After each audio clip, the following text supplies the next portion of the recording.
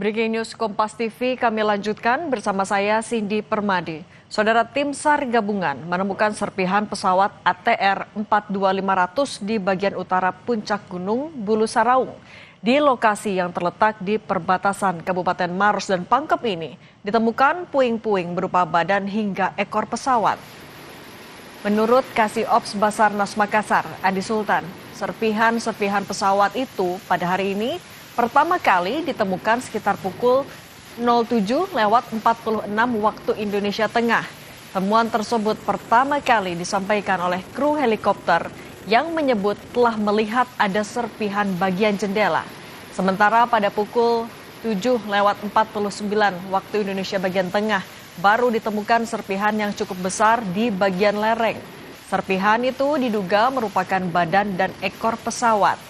Setelah mendapat informasi, tim kemudian diberangkatkan menuju lokasi.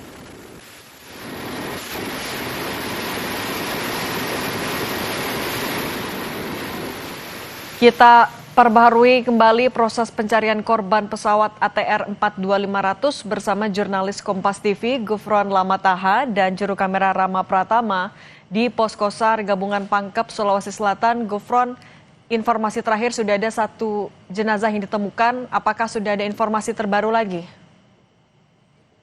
Ya, betul sekali. Selamat sore. Betul sekali kalau konfirmasi mengenai jenazah ataupun juga korban ini telah ditemukan dan juga langsung dikonfirmasi melalui alat komunikasi oleh Pangdam 14 Hasanuddin tadi.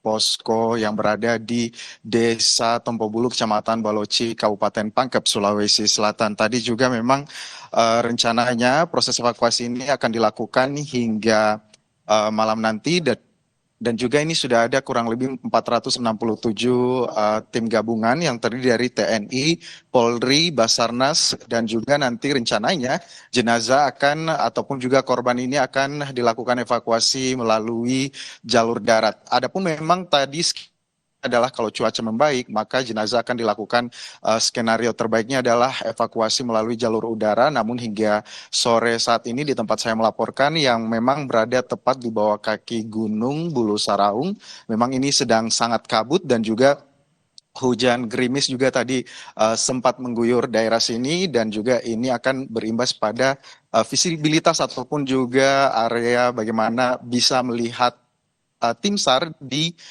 puncak Gunung Bulu Saraung. Kalau kita lihat juga memang ini posisinya cukup jauh dari lokasi tempat saya berdiri saat ini karena untuk sampai ke puncak ini kurang lebih tim SAR harus menempuh perjalanan dan juga medan yang cukup terjal kurang lebih 3 jam untuk sampai ke puncak. Sehingga memang tadi arahan selanjutnya dari tim SAR maupun juga yang disampaikan oleh Pangdam 14 Hasan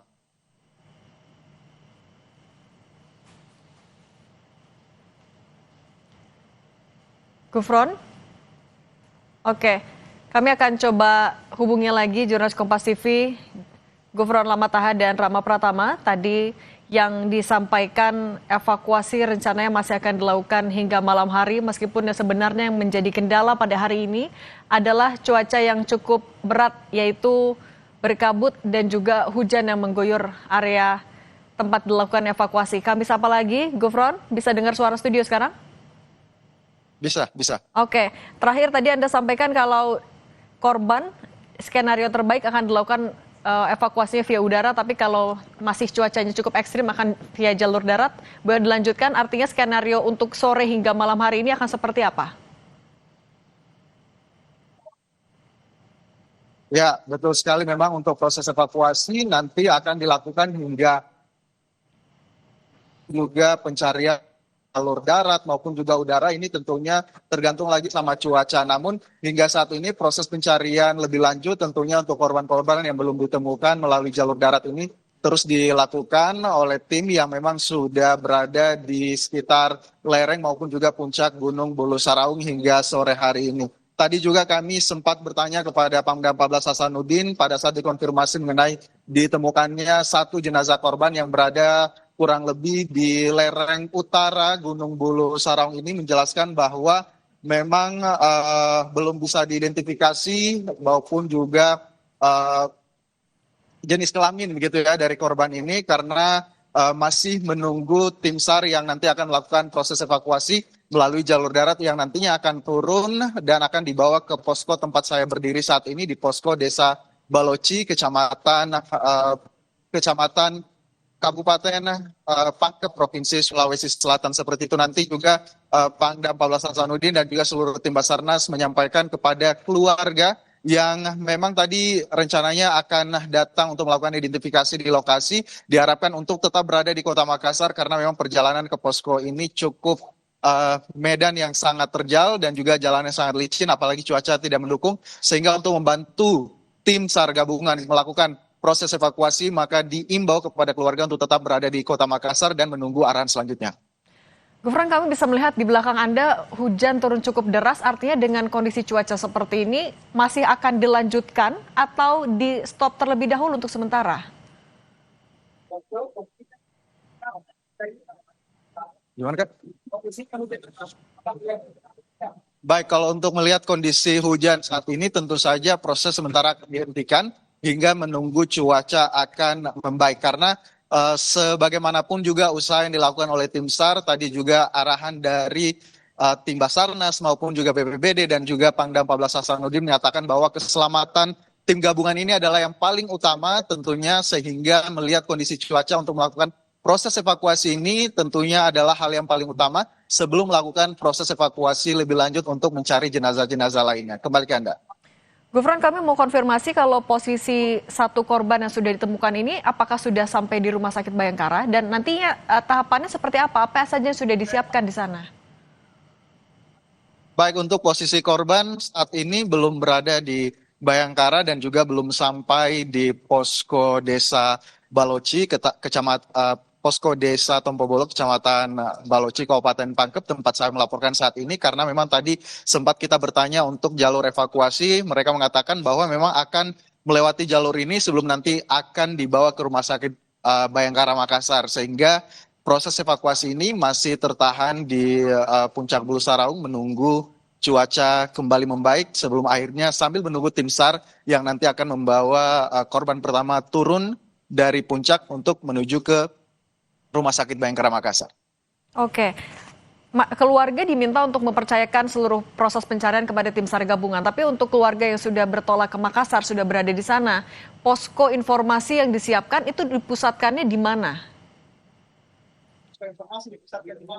Baik, untuk posko informasi tentunya dipusatkan pertama ada di posko induk yang berada di tim SAR yang berada di maksud kami di Bandara Sultan Hasanuddin Makassar.